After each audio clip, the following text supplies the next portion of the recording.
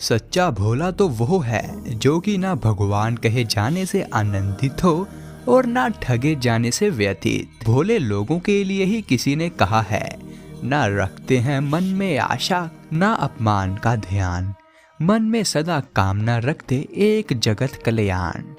एक बार भोलेनाथ के भोलेपन को मंत्र बनाइए, जीवन को एक नया अर्थ मिलेगा।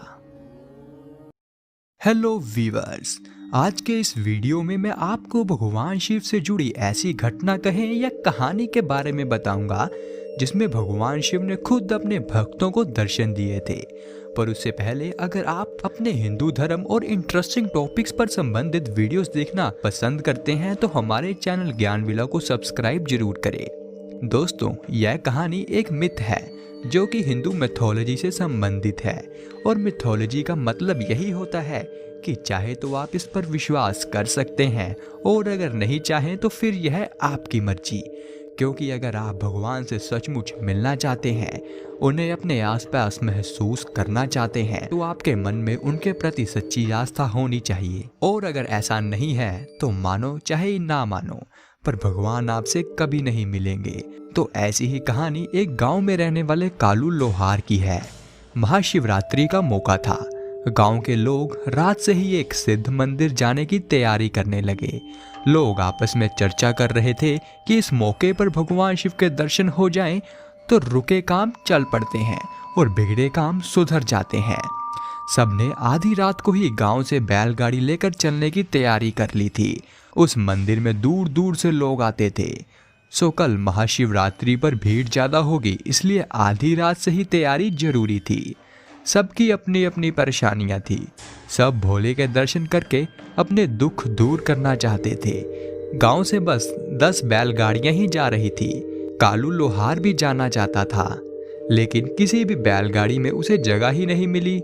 लेकिन उसने ठान लिया था कि कुछ भी हो भगवान शिव के दर्शन तो करने ही है। हालांकि उसकी कोई मन्नत भी नहीं थी, लेकिन वह भगवान के दर्शन से अपने जन्म सफल करना चाहता था। सो वह पैदल ही भगवान शिव के मंदिर की ओर चल पड़ा। आधी रात से ही कालू चल रहा था। सुबह हो चली थी। रात में तो पता नहीं चला, लेकिन जैसे जैसे धूप तेज होती उसकी भूख प्यास से थकान दोगुनी हो जाती। ऊपर से रास्ता जैसे रबड़ का हो गया था। जितना चलता ऐसा लगता जैसे दूरी और बढ़ती जा रही है।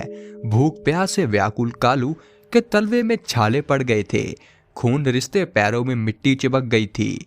पसीने से बेहाल हो गया था। उसे ऐसा लग रहा था कि जैसे वह अभी गिर पड़ेगा। दोपहर मंदिर पहुंचा तो देखा भीड़ इतनी थी कि रात तक दर्शन हो ही जाएंगे तो यही बड़ी बात होगी। लोग आते ही जा रहे थे। धक्का मुक्की में बार बार वह लाइन से बाहर हो जाता था और उसे फिर लाइन में लगना पड़ता था। एक बार तो भीड़ की धक्का मुक्की ने उसे आधे रास्ते से लाइन से बाहर धकेल दिया। लाइन से बाहर होते ही वह गिर पड़ा और बेहोश हो गया। होश आया तो उसने देखा कि लाइन पीछे और लंबी हो चुकी थी। थकान और प्यास तो थी ही, अब उसकी हिम्मत भी हार मान रही थी। निराश होकर बिना दर्शन किए मंदिर से उसने लौटने का फैसला किया, क्योंकि अब उसके सामने कोई भी रास्ता नहीं था। उसने वहीं से ही भगवान को दंडवत किया और भगवान से क्षमा मांगकर घर की ओर वापस लौटने लगा। शाम होने ही वाली थी, इसलिए उसने शॉर्टकट का रास्ता पकड़ लिया। यह रास्ता जंगल और खेतों से होते हुए जाता था। जंगल खत्म होने के बाद जहां से खेत शुरू होते थे, वहां झाड़ियों में एक पुराना भगवान शिव का मंदिर था। वहां कोई नहीं आता जाता था। शांति देखकर वह मंदिर के फर्श पर लेट गया। थकान और प्यास से उसे तुरंत नींद आ गई। थोड़ी देर बाद ही उसका नाम लेकर कोई उसे पुकारने लगा। वह उठा और उसने देखा कि भगवान स्वयं उसे पुकार रहे हैं। उठते ही वह भगवान के चरणों में दंडवत हो गया। उसने पूछा, भगवान आप यहाँ? भगवान ने मुस्कुराते हुए कहा, मैं तो यही हूँ, तुम यहाँ कैसे? उसने एक ही सांस में सारा किस्सा सुना दिया और बोला, आपके दर्शन नहीं पाए इसलिए निराश थका हारा यहाँ शांति देखकर लेट गया। लेकिन आप यहाँ तो भक्त, वहाँ किसके दर्शन कर रहे हैं? भगवान बोले, अरे छोड़ो, इतनी भीड़ में भला कौन रह सकता है? जहाँ शांति का निवास वहाँ भगवान का वास। यहाँ बड़ी शांति है, इसलिए मैं यहीं रहता हूँ, ध्यान में मग्न। वहाँ लोग मेरी भक्ति नहीं, मुझसे सौदा करने आते हैं। कोई कहता है यह कर दो, तो कोई कहता कि वह कर दो। अरे मैं कैसे कर दूं? यदि सब मुझे ही करना होता तो मैं तुम्हें कर्म करने का अधिकार क्यों देता? तुम कर्म करो, फल मैं दूंगा। लेकिन सब मुझसे ही कर्म कराने को बोलते हैं। लोग मुझे ऑर्डर देने लगते हैं।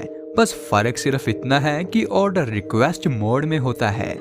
रही बात तुम्हें दर्शन देने की, तो तुम्हारे मन में कोई इच्छा नहीं थी, सिर्फ मेरे दर्शन करने की चाहत थी, तो मैंने तुम्हें दर्शन दे दिए। अब जब तुम मुझे मिल ही गए हो तो परंपरा के अनुसार मुझे तुम्हें कुछ ना कुछ वरदान तो देना ही होगा। मांगो, क्या चाहते हो? कालू बोला, भगवान मुझे कुछ नहीं चाहिए, बस आपके दर्शन ही करना चाहता था और वह मिल भी गए, और अब मेरा जीवन का कर्तव्य पूरा हो चुका है।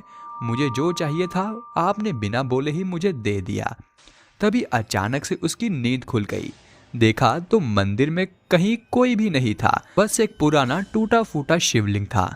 लेकिन उसकी थकान दूर हो चुकी थी, उसके पैरों के घाव भर चुके थे।